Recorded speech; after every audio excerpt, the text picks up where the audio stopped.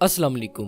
11 जून 1963 को James D Hardy और इनकी टीम ने इस दुनिया में किया जाने वाला सबसे पहला लंग ट्रांसप्लांट किया। जेम्स डी हार्डे और इनकी टीम ने एक पर्सन की बॉडी से लंग को निकाल करके दूसरे पेशेंट की बॉडी में प्लेस किया, लेकिन बदकिस्मती से वो अपने इस मकसद में कामयाब ना हो सके और जिस पेशेंट का ट्रांसप्लांट किया गया था वो ट्रांसप्लांट के बाद सिर्फ 18 दिन तक जिंदा रहा और फिर इसकी डेथ हो गई।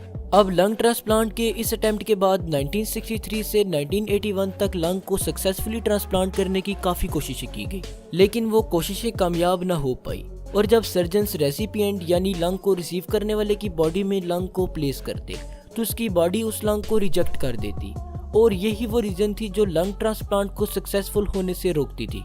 1981 में डॉक्टर ब्रूस रेटिस ने heart lung transplant surgery perform की और खुशकिस्मती से उनकी ये सर्जरी कामयाब हुई और इस दुनिया में पहली बार लंग को सक्सेसफुली ट्रांसप्लांट कर लिया गया था।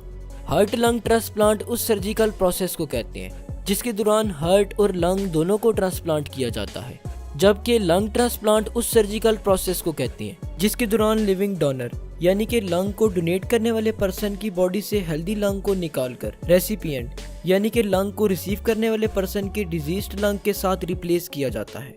हेल्दी लंग को डोनेट करने वाला लिविंग पर्सन या डेड पर्सन हो सकता है। कुछ स्पेसिफिक डिजीजेस में रेसिपिएंट का सिर्फ एक लंग ही ट्रांसप्लांट किया जाता है जिसे सिंगल लंग ट्रांसप्लांट कहते हैं। सिस्टिक फाइब्रोसिस जैसी डिजीजेस के दौरान पेशेंट के दोनों लंग्स को रिप्लेस किया जाता है जिसे डबल लंग ट्रांसप्लांट कहा जाता है। अब सवाल ये आता है कि लंग ट्रांसप्लांट को क्यों किया जाता है। जब किसी पर्सन के लंग्स अनहेल्दी या फिर डैमेज हो जाते हैं तो उसकी बॉडी के लिए ऑक्सीजन को हासिल करना काफ़ी मुश्किल हो जाता है और अगर हमारी बॉडी को ऑक्सीजन ना मिल पाए तो फिर हमारा सर्वाइव करना काफ़ी मुश्किल हो जाता है। हमारे लंग्स के डैमेज होने की बहुत सी वजूहात हो सकती हैं, जैसे कि बहुत सी ऐसी डिजीजेस हैं जो हमारे लंग्स को डैमेज करती हैं। इन डिजीजेस में सिस्टिक फाइब्रोसिस, पल्मोनरी फाइब्रोसिस और लंग्स में हाई ब्लड प्रेशर वगैरह शामिल हैं। लंग डैमेज को बहुत सी मेडिसिन या फिर स्पेशल ब्रीथिंग डिवाइसेस के जरिए से ट्रीट किया जाता है, लेकिन जब ये सब तरीके कामयाब ना हो सके तो फिर लंग ट्रांसप्लांट किया जाता है। लंग ट्रांसप्लांट से पहले डोनर और रेसिपिएंट के बहुत से टेस्ट किए जाते हैं जिनमें chest x-ray, CT scan, pulmonary function test, cardiac stress test वगैरह शामिल हैं। लंग ट्रांसप्लांट से पहले डोनर और रेसिपिएंट का ब्लड टेस्ट भी किया जाता है और इन दोनों का ब्लड ग्रुप का मैच करना बहुत ज़रूरी है। इसके अलावा लंग्स के साइज को भी चेस्ट कैविटी के साथ कंपेयर किया जाता है। रेसिपिएंट की ओवरऑल हेल्थ को भी मॉनिटर किया जाता है और डोनर के लंग्स को भी अच्छी तरह से एग्जामिन किया जाता है। अगर तमाम टेस्ट पास हो जाएं तो फिर सर्जरी को स्टार्ट किया जाता है।